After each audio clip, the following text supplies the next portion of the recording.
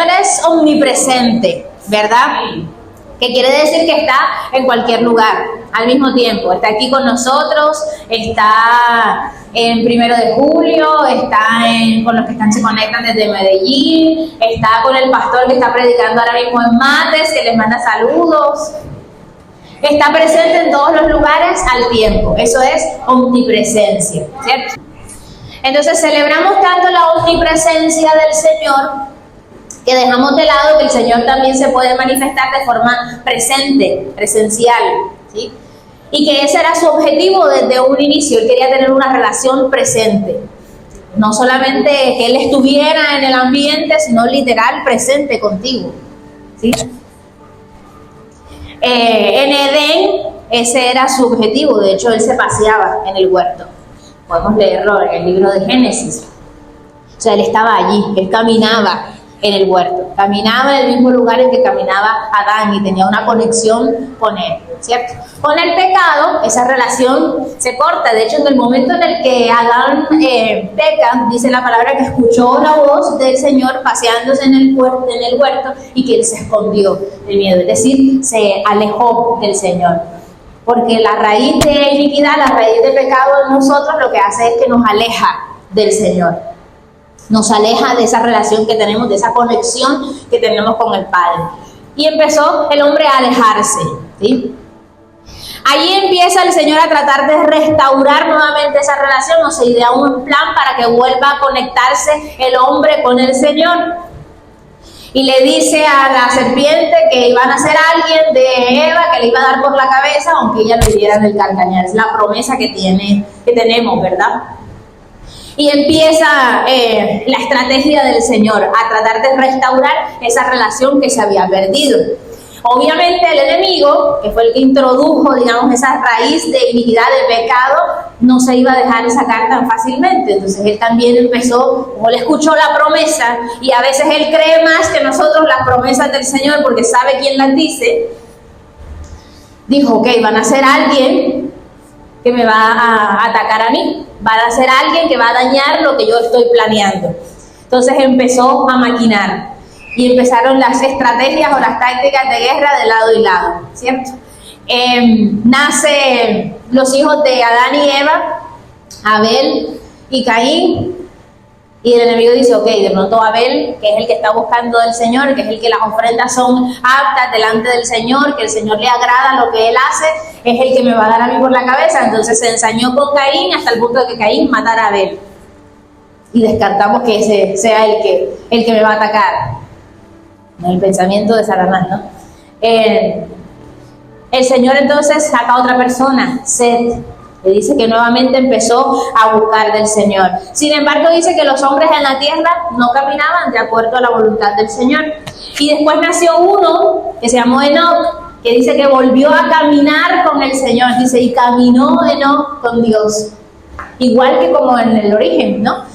El Señor caminaba en el huerto del Edén. Dice que Enoc caminó con él, al punto de que el Señor se lo llevó. No conoció la muerte. Le agradó tanto al Señor caminar con Enoc que se lo llevó.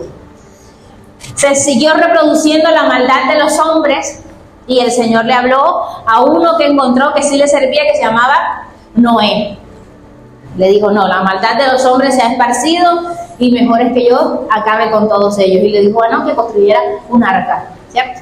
En la época en la que vivía Noé, y la zona más bien en la que él vivía era una zona árida que nunca llovía. Así que valga la redundancia allí o el recalcar que él construyó un arca para algo que nunca conocía, porque él nunca había visto llover. Desde la época que él nació hasta donde el Señor le mandó a construir el arca, él no había visto lluvia, él no sabía lo que era la lluvia, no tenía forma de saberlo. Como muchas personas de pronto acá en Colombia escuchan sobre la nieve, ¿cierto? En la radio, en la televisión, ven videos, pero en realidad nunca la conocen.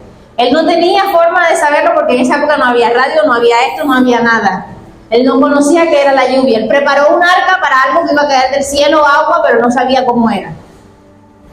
Y vaya cómo la conoció, como un diluvio. Se acaba toda esa multitud que había en esa época y literal quedan solo Noé y su familia. Y resulta que nuevamente entra la raíz de iniquidad a través de uno de sus hijos.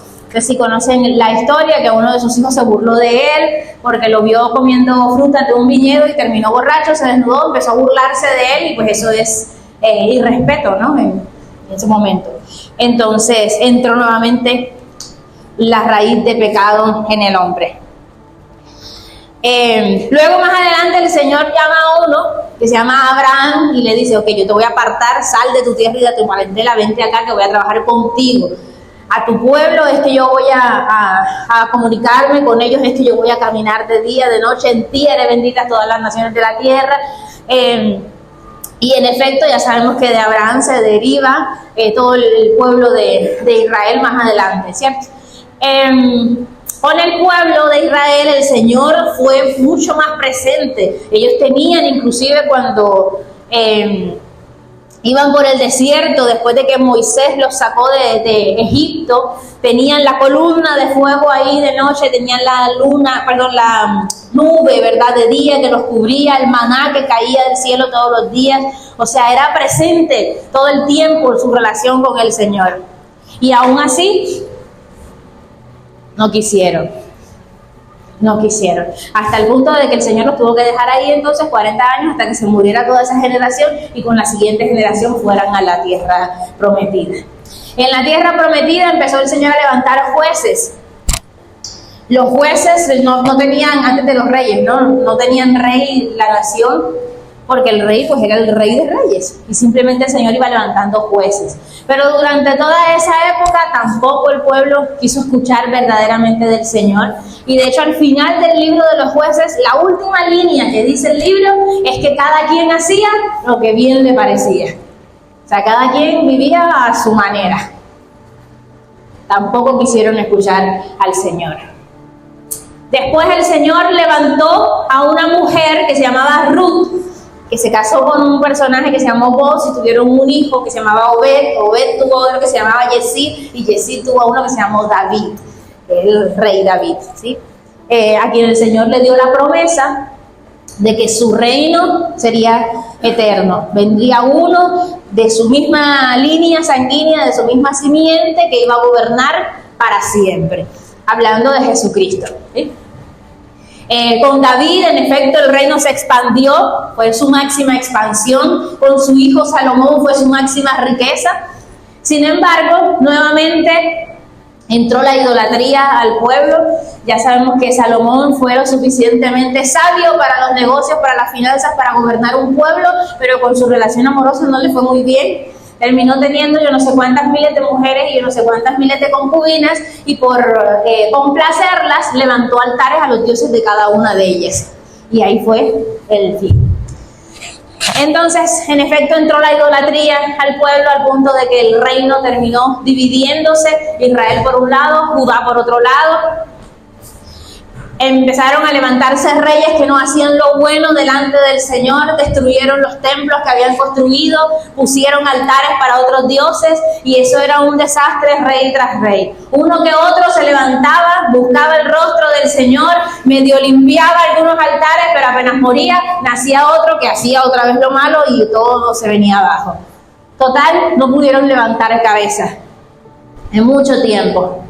Y al final de la historia, de hecho en los libros de crónicas que cuenta la historia así como muy a grosso modo, al final dice que en efecto el Señor les mandó muchos mensajeros a su pueblo. O sea, ya no era el Señor presente como en la antigüedad, sino que terminó mandándole mensajes de lo lejos que estaba el hombre de Dios. Terminó mandándoles mensajeros, palabras a través de otros. Algún profeta levantaba y les decía algo a alguien, pero nada. No quisieron escuchar, menospreciaron la palabra del Señor. Al punto de que en ese libro de crónicas al final dice que ya no hubo más remedio. Y se concluye con la esclavitud de todo el pueblo de Israel y los 400 años de silencio que hay entre el Antiguo y el Nuevo Testamento. O sea, después de que el Señor estaba presente, que quería tener una relación con ellos ahí cercana, se fueron alejando, como les dije, ya nada más les mandaba mensajes hasta el punto en el que Dios dejó de hablar.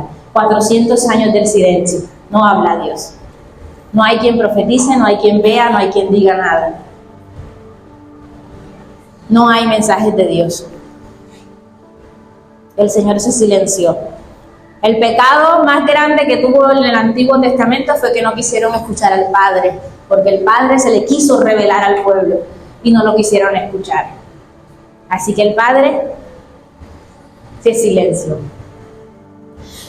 Sin embargo, a pesar de que el enemigo quizás haya dicho coroné, silencié a Dios, no dijo más nada a Dios, logré callarlo, no se había percatado de que el Señor había alineado ya todas sus piezas para que 400 años después se abriera el telón y saliera Jesús en la escena. ¿Cierto? Jesús nuevamente presente, tratando de reconciliar esa relación que se había perdido. Nuevamente Jesús caminando entre las calles con la gente, que lo podían tocar, lo podían palpar. Jesús caminando entre nosotros, que es la relación que Él quiere que nosotros tengamos. Una relación presente con Él. No una relación solo del Dios omnipresente, que sí, que yo sé que está en el aire, que me escucha en algún lugar. No, una relación cercana.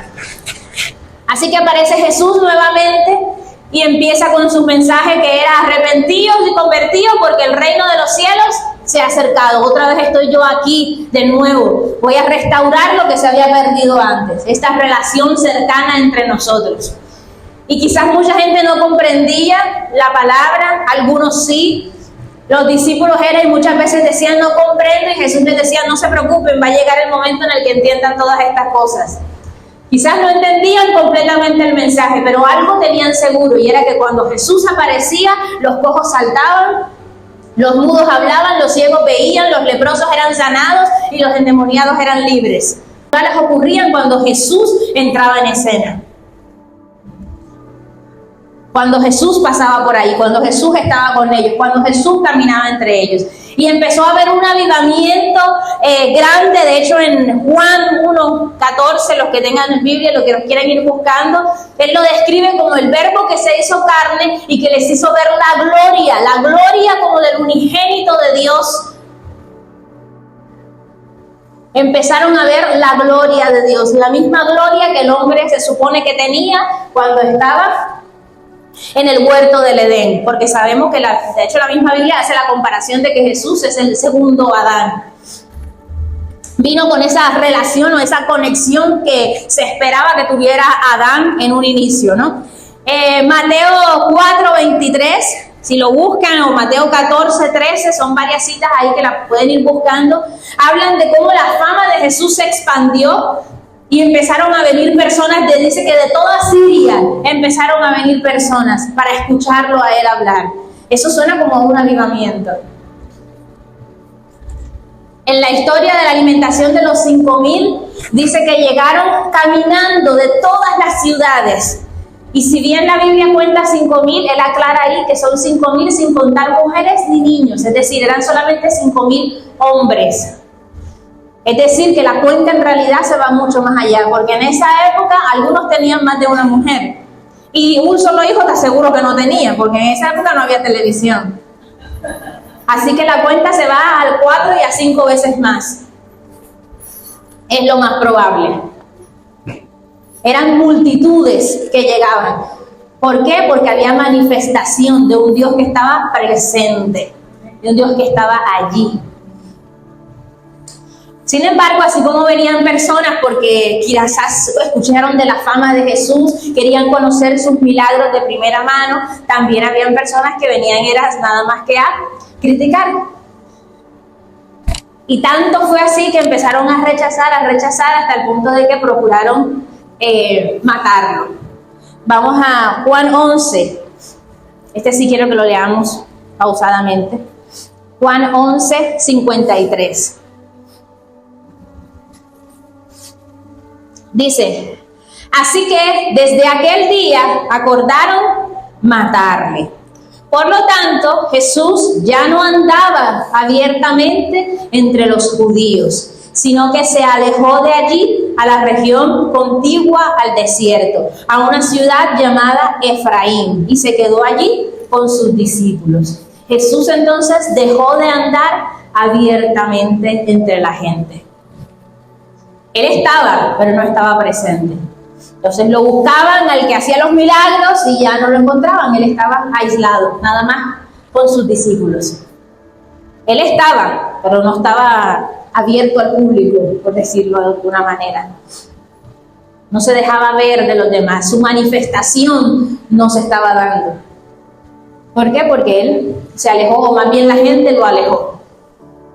Muy similar a lo que ocurrió en el Antiguo Testamento, ¿cierto? Entonces, en el Antiguo Testamento les decía que el pecado más grande de esta gente fue que el Padre trató de manifestarse y no le hicieron caso, no le creyeron. En el Nuevo Testamento el Hijo se está manifestando y tampoco le creyeron.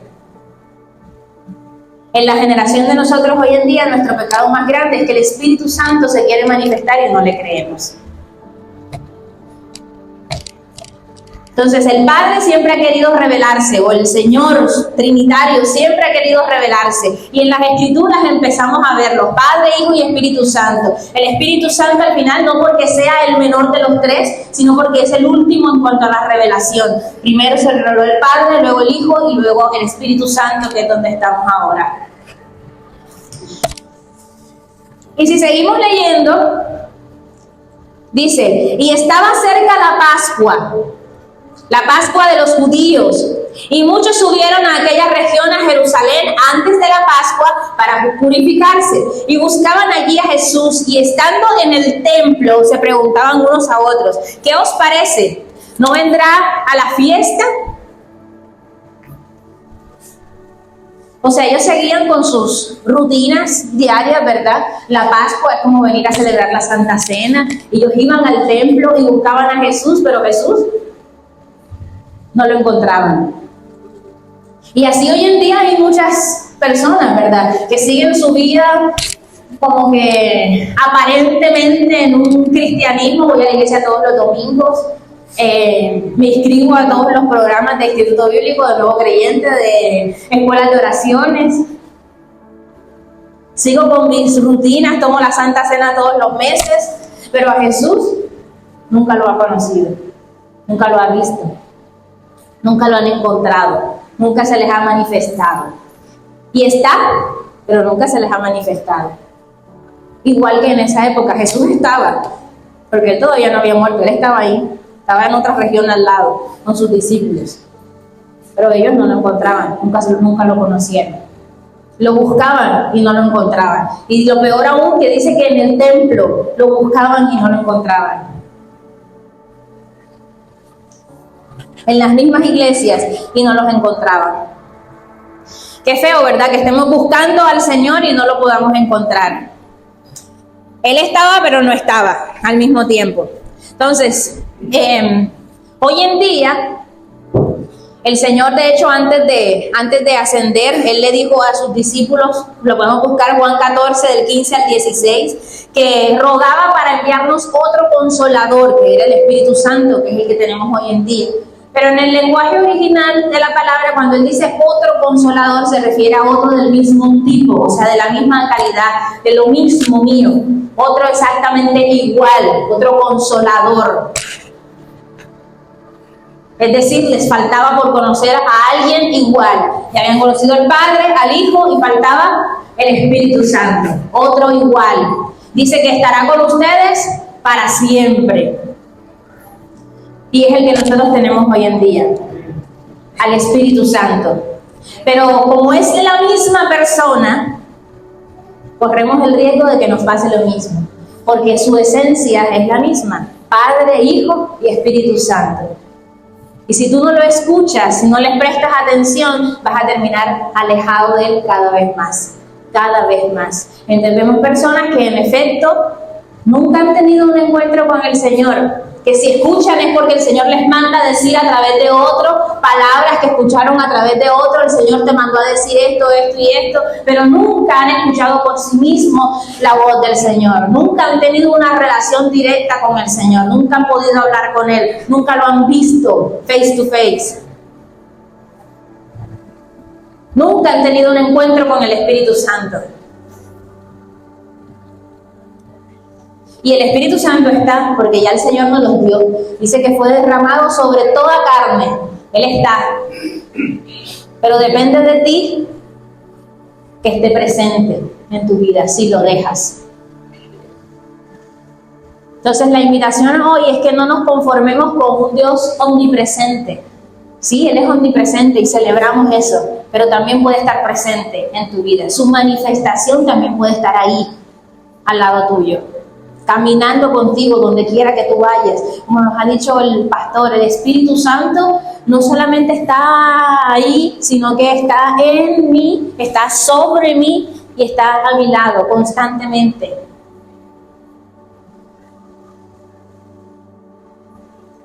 Constantemente. No dejemos que se aleje. No dejemos que se aleje. Y eso es un avivamiento. Cuando nosotros verdaderamente empezamos a tener esa manifestación del Señor en un lugar, en un momento específico, eso se llama avivamiento. Y puede ser personal o puede ser multitudinario. En esa época de Jesús vieron que miles de personas venían. Eso es un avivamiento multitudinario, ¿verdad? Y la Biblia dice en Isaías 65 que el Señor terminó hablándole a gente que no conocía de Él, que terminó gritándole a los que ni siquiera le habían pronunciado su nombre y les decía, heme aquí. Eso es lo que hace el Señor, pero a través de nosotros. Y tenemos que darle la oportunidad de que lo haga. Él dice en la cita que estábamos leyendo que Él nos va a usar a nosotros. Y en efecto, si nosotros somos capaces de tener ese avivamiento, es decir, de que el Señor esté presente, que donde quiera que nosotros vayamos Él esté, entonces nosotros vamos a llevar avivamiento donde esa gente que no lo conoce, que nunca lo ha proclamado, que no lo tiene como su rey, pero lo van a conocer. Lo van a conocer porque nosotros se lo llevamos. Y esa es la invitación que queremos hacerle en esta mañana. Y que no te conformes con la omnipresencia de Dios, porque Él puede estar presente en tu vida. Él se puede manifestar presente en tu vida. Amén. Vamos a ponernos sobre nuestros pies.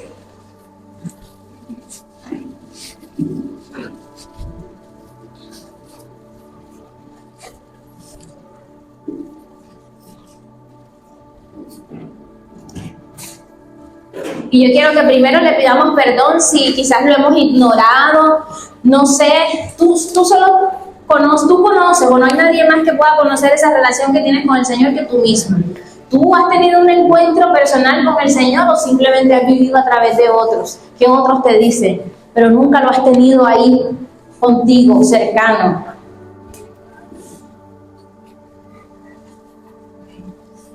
Eres de los que no lo conoce tanto que, como en la época de Jesús, algunos se acercaban a los discípulos. ¿Será que tu maestro me puede escuchar? ¿Será que tu maestro me puede atender? Y así hay mucha gente que va y le pregunta a los líderes, ¿será que tú puedes orar por mí? Porque a mí, como tal, nunca me ha escuchado. Yo nunca he hablado con él. No sé cómo hablar con él.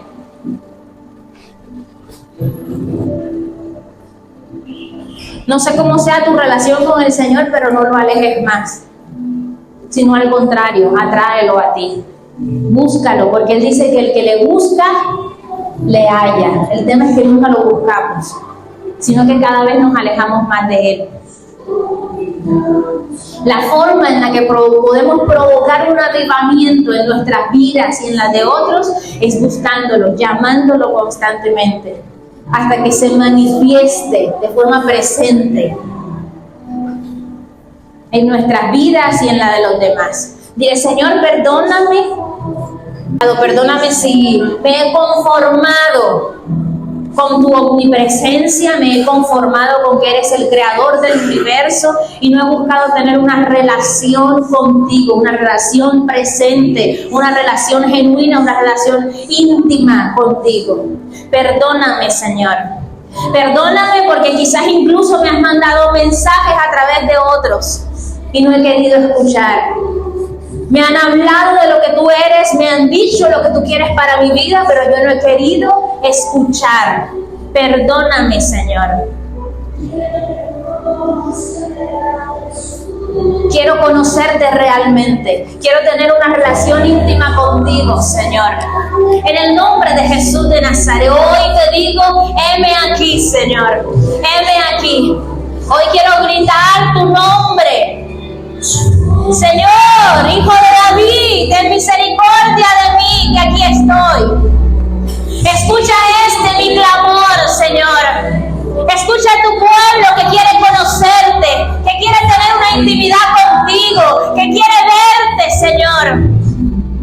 Que quiere que te manifiestes en su vida como alguien presente, alguien cercano, Señor. No queremos ser oidores, simplemente, sino de verdad tener una relación íntima contigo. Dile, Señor, aviva el fuego de tu Espíritu Santo en mí. Espíritu Santo de Dios, ven sobre mí.